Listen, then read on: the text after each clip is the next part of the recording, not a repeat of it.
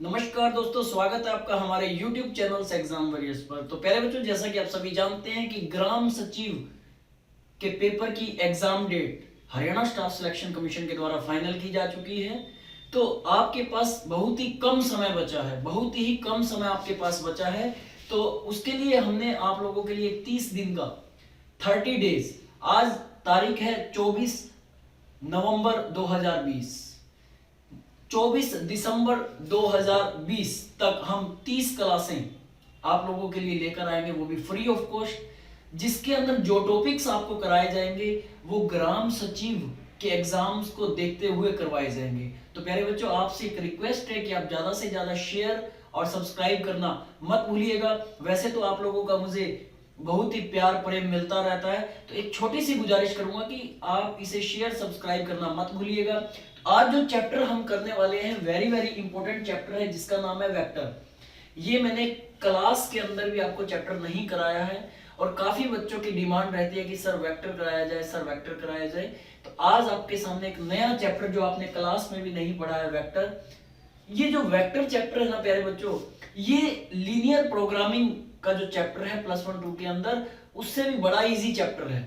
ये चैप्टर अगर समझ में आ जाए तो मैट्रिक्स से भी बड़ा इजी चैप्टर है। लेकिन बच्चों ने क्या एक फोबिया बना रखा होता है कि सर वेक्टर चैप्टर करवाइए, वेक्टर चैप्टर कराइए, बड़ा ही मुश्किल है। आज मैं आपको बिल्कुल ही कम समय में वेक्टर के बारे में बेसिक बेसिक बातें आपको बताऊंगा, क्योंकि 1 या 2 लेक्चर इसके बेसिक के चलेंगे, तब आपको वेक्टर के चैप्टर की पहचान होगी और आप क्वेश्चंस को कर पाएंगे।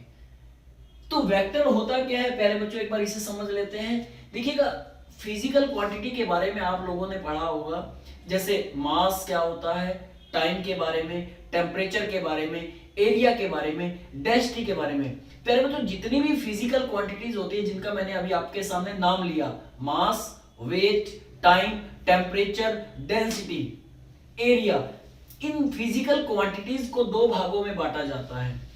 दो भागों में बांटा जाता है। पहले भाग के अंदर हम ये देखते हैं कि किस में डायरेक्शन है, किस में डायरेक्शन नहीं है। मैंने क्या कहा कि कोई भी फिजिकल क्वांटिटी है उसको हम दो भागों में बांटते हैं और देखते हैं कि उसकी डायरेक्शन गिवन है या नहीं गिवन है। तो कोई भी physical quantity physical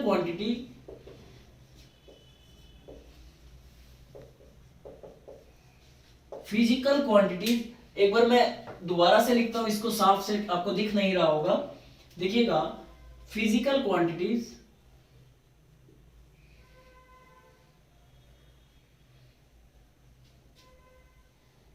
having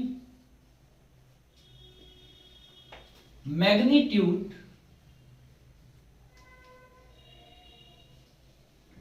and direction is called vector। कोई भी फिजिकल क्वांटिटी जिसके अंदर मैग्नीट्यूड और डायरेक्शन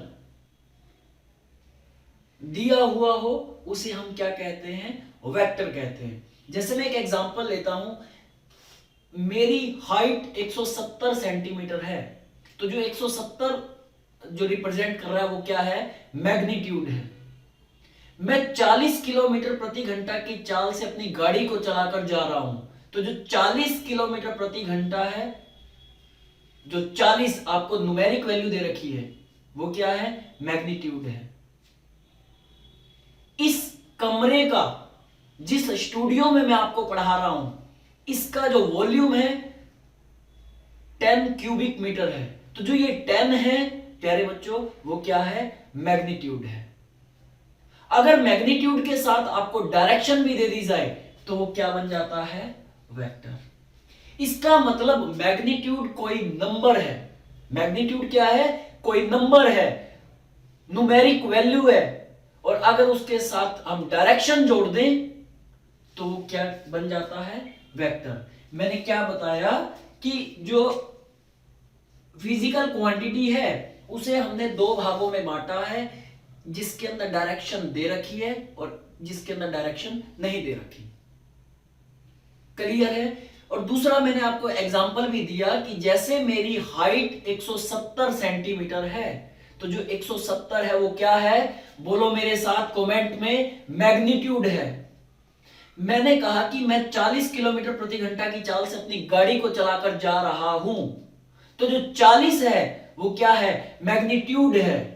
मैंने कहा कि इस स्टूडियो में जहां मैं आपको पढ़ा रहा हूं, इस स्टूडियो का, इस कमरे का जो वॉल्यूम है, जो आयतन है प्यारे बच्चों, वो 10 क्यूबिक मीटर है। तो जो 10 है वो क्या है, मैग्नीट्यूड है। इसका मतलब कंक्लूजन अगर मैं बात करूं तो मैग्नीट्यूड कोई नंबर है और उसके साथ अगर मैं डायरेक्शन जोड़ दूं तो वो मेरे पास क्या बन जाता है, वेक्टर बन जाता है। मान लीजिए कोई फिजिकल क्वांटिटी है जिसका मैग्नीट्यूड भी हो और डायरेक्शन भी हो, तो क्या बन जाएगा, वेक्टर। जिस फिजिकल क्वांटिटी में मैग्नीट्यूड तो है लेकिन डायरेक्शन नहीं है, तो वो उसे क्या कहेंगे, स्केलर क्वांटिटी। जब मैं 9वीं कक्षा में था, मेरा माध्यम रहा है हिंदी मीडियम। प्लस 2 तक मेरा माध्यम हिंदी मीडियम रहा है। उसके बाद मैंने बीटेक के अंदर इंग्लिश मीडियम से किया है, उसके बाद मास्टर डिग्री इंग्लिश मीडियम में किया है। तो 9th क्लास में आप लोगों ने पढ़ा होगा, एक क्वेश्चन आता था, द्रव्यमान और भार में अंतर ज्ञात करें। याद कीजिए उस 9वीं कक्षा के क्वेश्चन को, द्रव्यमान और भार में अंतर ज्ञात करें। मुझे एक अंतर याद आ रहा है, वो अंतर मैं लिख देता हूं कि द्रव्यमान जिसको आप क्या कहते हो, मास। दूसरा मैंने क्या कहा, भार, wait.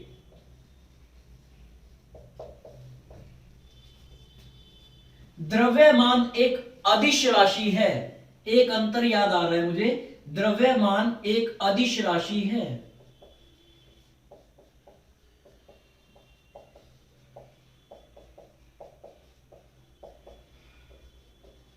Mass is a scalar quantity,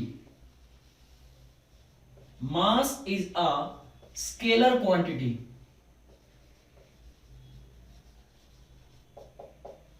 और वेट क्या है, भार एक सदिश राशि है। तो मैंने आपको क्या बताया कंक्लूजन में, वेट की वेक्टर क्या होता है, is a vector quantity, a directed line segment, a directed line segment. Weight is a vector quantity, एक ऐसा लाइन दिखने में दोनों सेम लग रहा है, मैंने डायरेक्शन, भार किस दिशा में लग रहा है, वेक्टर कहेंगे। तो आपके दिमाग में आ रहा होगा कि क्या इस वेक्टर के अंदर डायरेक्शन और मैग्नीट्यूड दोनों होता है। मान लीजिए कि आप ए पॉइंट से, मैंने कहा कि मैं 40 किलोमीटर प्रति घंटा की चाल से अपनी गाड़ी नॉर्थ डायरेक्शन में चलाकर जा रहा है, इनिशियल पॉइंट। मैं अपनी गाड़ी 40 किलोमीटर प्रति घंटा की चाल से नॉर्थ डायरेक्शन में चलाता हुआ जा रहा हूं, या चला कर जा रहा हूं, या टर्मिनल पॉइंट। तो जहां पर वेट होगा, टर्मिनेटिंग पॉइंट, जहां पर वेट होगा, प्यारे बच्चों, ए से लेके बी के बीच में कुछ तो डिस्टेंस होगा ना, बिल्कुल होगा। उसी डिस्टेंस को हम क्या बोलते हैं, मैग्नीट्यूड। किस डायरेक्शन में जा रहे हैं उसको क्या बोलते हैं, मैग्नीट्यूड। अब आपके दिमाग में आ रहा होगा कि अगर डिस्टेंस जहां पर डायरेक्शन और मैग्नीट्यूड दोनों हो तो वहां वेक्टर होगा।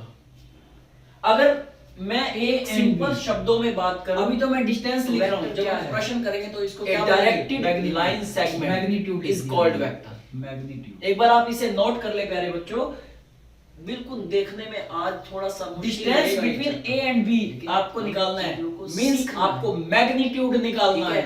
तो जल्दी से एक बार किसके बराबर होगा, ए, मैं आगे चलता हूं, बी वेक्टर के मॉड्यूलस के, ये जो दो डंडे लगाए हैं इसके बराबर होगा, ठीक है।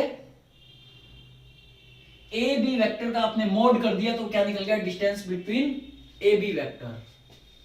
तो जल्दी से आप इसे नोट करें, फिर हम आगे की तरफ बढ़ते हैं। बिल्कुल छोटी छोटी चीजों को बारीकी से सीखना है, वेक्टर देखने में बड़ा आसान है लेकिन समझ ना आया तो ये समस्या क्रिएट कर देगा। भले ही थोड़ा पढ़ लो, क्योंकि ये चैप्टर मैंने क्लास में कभी नहीं कराया है, फिजिक्स वाला स्टूडेंट तो पढ़ चुका है।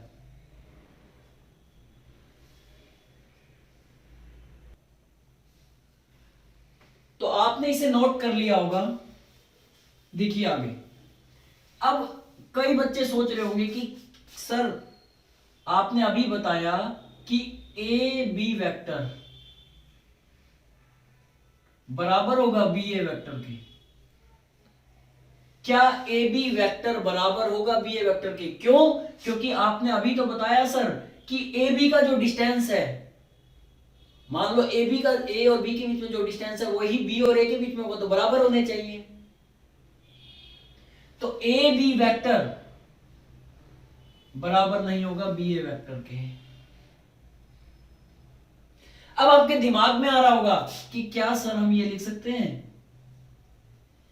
बी ए वेक्टर? भाई ए बी वेक्टर को मैं ये लिख सकता हूं बी ए वेक्टर, इसका मतलब भी यही है ए से बी, इसका मतलब भी है ए से बी। क्या लिख सकते हैं? नहीं लिख सकते। क्यों नहीं लिख सकते? क्योंकि ये लेफ्ट से राइट, मतलब यहां से यहीं जाएगा हमेशा, लेफ्ट से राइट। तो अगर आपको ए बी वेक्टर को लिखना है तो आप ये लिख सकते हो माइनस का बी ए वेक्टर के आगे नेगेटिव साइन लगा दिया। ए बी वेक्टर बराबर होगा नेगेटिव ऑफ माइनस के बी ए वेक्टर के, ये लिख सकते हो आप। अगर आप इसको स्मॉल लेटर्स में लिखना चाहें तो आप इसे ये लिख सकते हो ए वेक्टर। तो इसका मतलब ये किसके बराबर हो गया? अगर आपने जो निकाला था ए बी वेक्टर का मॉडुलस, सॉरी मॉडुलस कह रहा हूं, मैग्नीट्यूड, मैग्नीट्यूड आपने निकाला था ए बी वेक्टर का, जो ये मॉडुलस का साइन लगा के, तो ये किसके बराबर होगा? ए वेक्टर का मोड के, ये जो मोड दो डंडे लगाए आपने, निकाला क्या है? मैग्नीट्यूड। क्लियर है? जल्दी से नोट करें, ये इंपॉर्टेंट है। ए बी वेक्टर बराबर होगा माइनस के बी ए वेक्टर के। उम्मीद करता हूं कि आपको समझ में आ रहा होगा। आगे चलते हैं, देखिएगा एक लॉ होता है ट्रायंगल लॉ, जो फिजिक्स के बच्चे जो हैं साइंस स्ट्रीम के, वो ड्राइव भी करते हैं इसे, ट्रायंगल लॉ।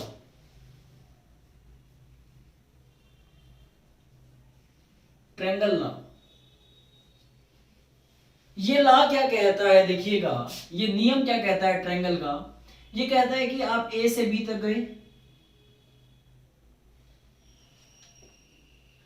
फिर आप बी से सी तक गए। मैं ये ए बी वेक्टर और ये बी सी वेक्टर है, मैंने ए बी वेक्टर को डिनोट कर दिया ए वेक्टर से, स्मॉल ए से, और बी सी को डिनोट कर दिया स्मॉल बी वेक्टर से। अगर मैं ए बी वेक्टर और बी सी वेक्टर को जोड़ दूं तो जो एक नया वेक्टर बनेगा उसे कहेंगे रिजल्टेंट वेक्टर। रिजल्टेंट वेक्टर की अगर बात करेगा प्रश्न के अंदर, तो इसका मतलब आप समझ जाना कि किन्हीं दो वेक्टर को उसने जोड़ रखा है। तो अगर मैं यहां से रिजल्टेंट वेक्टर की बात करूं तो रिजल्टेंट वेक्टर क्या हो जाएगा? AC vector. मैंने क्या कहा कि ए बी वेक्टर और बी सी वेक्टर को जोड़ दिया तो एक नया वेक्टर बना, उसे मैंने कहा रिजल्टेंट वेक्टर। और रिजल्टेंट की अगर बात करेगा तो इसका मतलब दो वेक्टर को वो जोड़ रहा है। अब एक चीज बताइएगा कि मैं इस एसी वेक्टर को माइनस का सी ए वेक्टर लिख सकता हूं? बिल्कुल लिख सकता हूं। क्यों? क्योंकि अभी मैंने आपको बताया कि ए बी वेक्टर बराबर होगा नेगेटिव ऑफ बी ए, अभी बताया था मैंने, ये यूज होगा क्वेश्चन में। तो सिमिलरली ए सी वेक्टर बराबर होगा माइनस के सी ए वेक्टर के, होगा। अब अगर आप इसे इधर लेके आएंगे, A B vector plus B C vector, ये आगे लाएंगे तो प्लस सी ए वेक्टर, मतलब पहले ए से बी गए, फिर बी से सी गए, और फिर सी से कहां गए? ए की तरफ। वापिस जहां से चले थे वहीं आ गए, वापिस जहां से चले थे वहीं आ गए, तो जो रिजल्टेंट आएगा वो कितना आएगा, 0। जो रिजल्टेंट आएगा वो क्या आएगा, 0 आएगा। जो ये नया वेक्टर बन के आता है, जो ये नया वेक्टर आता है, ये डिस्प्लेसमेंट को रिप्रेजेंट करता है। जो दो वेक्टर को जोड़ने पर एक तीसरा वेक्टर निकल के आया, एसी वेक्टर, ये किसको डिनोट कर रहा है, डिस्प्लेसमेंट को डिनोट कर रहा है, रिप्रेजेंट कर रहा है। एक बार आप इसे नोट कर लें। ये जो यहां तक मैंने लिखा है, ये जो रिजल्टेंट आया 0 वेक्टर या 0 बोल सकते हैं, ठीक है ना। और एसी वेक्टर को मैं लिख सकता हूं negative of C A vector के। पहले ए से बी गए, फिर बी से सी गए, फिर सी से ए आ गए। जल्दी से नोट करें इसे और कमेंट करके बताएं कि ये चैप्टर आपको कैसा लग रहा है। जिसने नहीं पढ़ रखा तो वो तो नेगेटिव कमेंट करेगा, लेकिन जिसको थोड़ी भी भाषा समझ में आ रही है, एक्चुअली ये सारा इंग्लिश मीडियम का गेम है, लेकिन फिर भी प्रयास रहता है कि आपको बाइलैंग्वेज समझाया जाए, चीजों को आसान से आसान कॉम्पिटिटिव एग्जाम्स की तैयारी अच्छे से कराई जाए। क्योंकि जो विद्यार्थी सब इंस्पेक्टर की तैयारी कर रहे हैं, वहां पर ये प्रश्न पूछा जा सकता है वेक्टर से, ठीक है ना। तो एक बार आप इसे नोट कर लें। एक बार फिर से समझा देता हूं, देखिएगा मैंने क्या कहा कि ट्रायंगल लॉ क्या कहता है, एक बार दोबारा से देख लें। हम ए से बी की तरफ गए,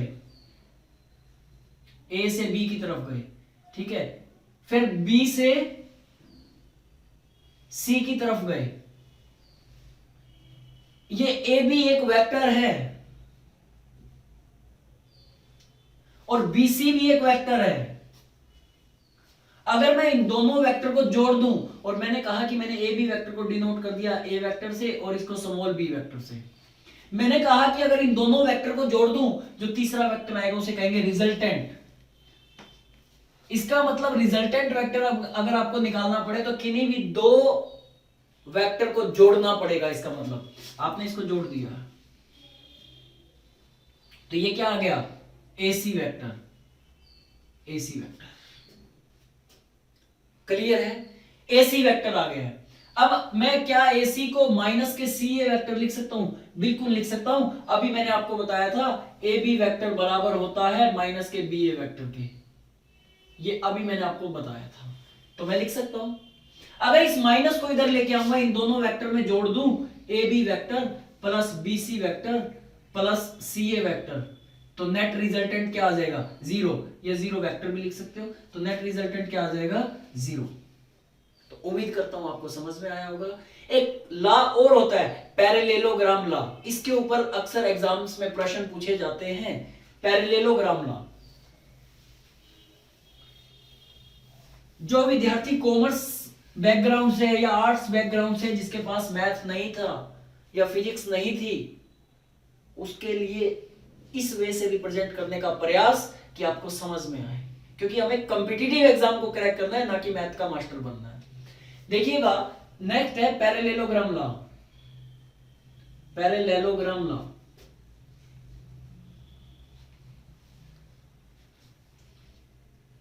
पैरेललोग्राम लॉ क्या कहता है, देखिएगा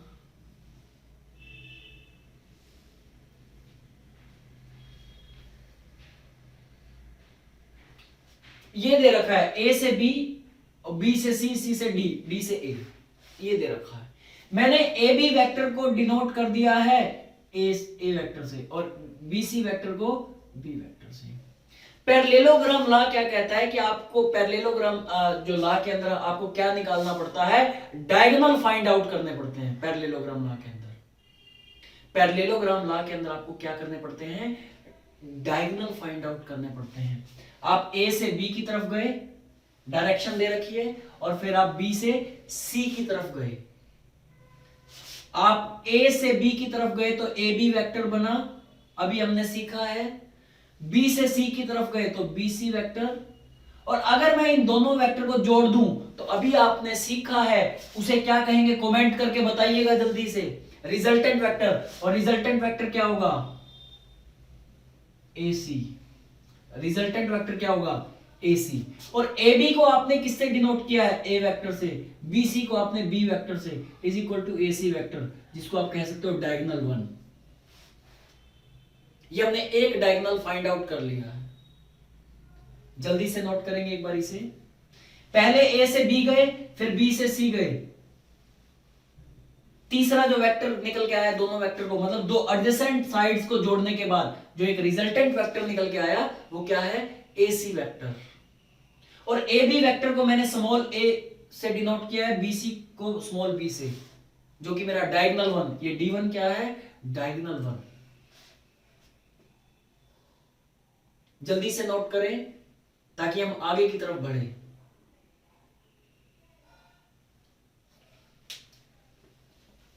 देखिएगा, अब दूसरा डायगोनल आपको निकालना है। ये तो एक डायगोनल निकाल दिया आपने, दूसरा डायगोनल आपको निकालना है। अब आप देखिएगा पैरेललोग्राम के अंदर क्या होता है कि opposite sides are equal, opposite sides are equal. इसका मतलब AB बराबर DC हो सकता है, क्योंकि यहां इसका मतलब क्या है? A से B डायरेक्शन, तो इसका मतलब भी क्या होगा? D से C डायरेक्शन। जितना डिस्टेंस A और B के बीच में है, डिस्टेंस मतलब मैग्नीट्यूड, उतना ही DC के बीच में होगा, क्योंकि मैंने कहा कि पैरेललोग्राम में अपोजिट साइड्स आर इक्वल। तो इसका मतलब ये किसके बराबर हो जाएगा? A वेक्टर के। बोलो हां या ना, बोलो हां या ना। हां, AB वेक्टर का मतलब है A से B की तरफ, DC वेक्टर का मतलब है D से C की तरफ। और आपको पता है कि पैरेललोग्राम के अंदर अपोजिट साइड्स आर इक्वल होती हैं, तो इसलिए ये किसके बराबर होगा? A वेक्टर के। उसी प्रकार से C वेक्टर से B वेक्टर की तरफ आया। अब देखिएगा A B C D, C vector से B की तरफ आ रहा हूं मैं, CB वेक्टर, CB वेक्टर बराबर DA वेक्टर की वैल्यू क्या होगी? जल्दी से बताइएगा। CB वेक्टर बराबर DA vector, opposite sides are equal, तो बताइएगा इसकी वैल्यू क्या होगी? कई बच्चे कमेंट करके बता रहे हैं कि सर B वेक्टर होगी। गलत जवाब है, साइन चेंज हो गया भाई। मैंने कहा कि लेफ्ट से राइट जा रहे हो और बैक आओगे तो साइन चेंज नहीं करोगे। अभी आपने खुद बताया था भाई AB वेक्टर बराबर होगा नेगेटिव ऑफ BA वेक्टर की, यही बताया था। तो C से B की तरफ आ रहे हो, तो B से C गए थे तब पॉजिटिव था, C से B आओगे तो माइनस के B वेक्टर होगा कि नहीं होगा? होगा कि नहीं होगा? बताओ, आया समझ में? पॉजिटिव B नहीं होगा, नेगेटिव B होगा। जब B से C जा रहे थे तब पॉजिटिव था, C से B आएंगे तो क्या होगा? नेगेटिव। अब अगर मैं DC और CB को जोड़ दूं, DC वेक्टर और CB वेक्टर को जोड़ दूं, तो मेरे पास एक नया वेक्टर आ जाएगा जिसे कहेंगे रिजल्टेंट वेक्टर, जो कि क्या होगा? DB वेक्टर, जो कि क्या होगा? DB vector. DC vector plus CB vector, और DC वेक्टर आपको पता है क्या था? A vector. CB वेक्टर क्या था? माइनस के B, प्लस माइनस माइनस हो गया ना, माइनस के B वेक्टर। जो रिजल्टेंट वेक्टर आएगा वो क्या आएगा? DB वेक्टर, जो कि आपका क्या होगा? डायगोनल 2, जो कि आपका क्या होगा? डायगोनल 2। इसका मतलब पैरेललोग्राम के अंदर अगर आपको डायगोनल 1 निकालना है तो A vector plus B vector करना पड़ेगा, और डायगोनल 2 निकालना है तो A vector minus B vector करना पड़ेगा। सिर्फ इतना ही रिजल्ट याद रखना है। आज के लिए इतना ही काफी है, क्योंकि ये चीजें दिखने में बड़ी आसान है, काफी कॉम्प्लिकेटेड हो जाएगी ये आगे जाके। स्टेप बाय स्टेप आपको क्या चीज याद करनी है कि AB वेक्टर होता है माइनस के BA वेक्टर के, जो हमने यूज किया है। एक हमने पढ़ा ट्रायंगल लॉ क्या होता है, और एक हमने पढ़ा पैरेललोग्राम लॉ क्या होता है। अगर आज का लेक्चर आपको समझ में आया है, डेली आज मैंने थोड़ा पढ़ाया है क्योंकि काफी दिनों के बाद आपके साथ रूबरू होने का मौका मिला है मुझे लाइव, तो आज थोड़ा पढ़ाया है, कल से हम पूरा टाइम पढ़ाएंगे। तो चीजों को समझना है, शेयर करना है, सब्सक्राइब करना है। तब तक के लिए बने रहिएगा हमारे इस YouTube चैनल एग्जाम वॉरियर्स पर। धन्यवाद।